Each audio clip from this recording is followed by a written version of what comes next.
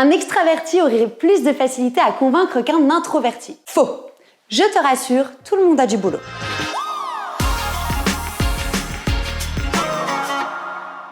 Un introverti devra certes travailler sur ses expressions de visage et sa corporalité pour réussir à transmettre davantage ses émotions. Mais un extraverti devra, lui, canaliser ses gestes et son énergie pour ne pas trop donner d'informations à son interlocuteur et donc le noyer.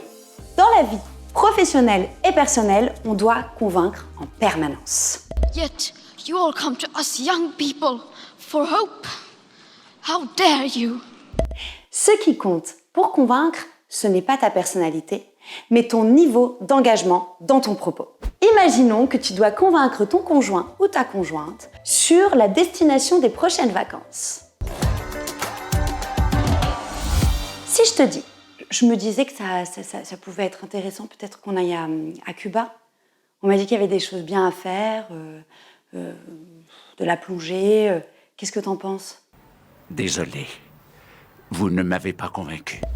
Ou si je te dis, il faut absolument qu'on aille à Cuba.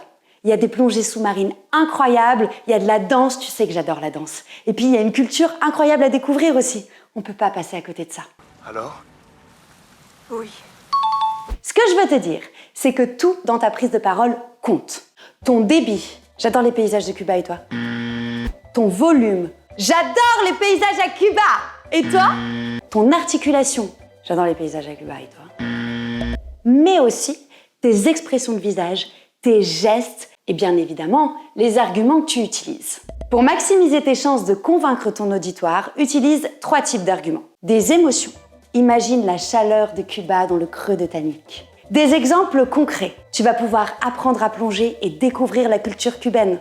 Et enfin, des arguments plus théoriques. Est-ce que tu sais qu'en ce moment, le prix du billet d'avion pour Cuba est à 699 € au lieu de 799 €?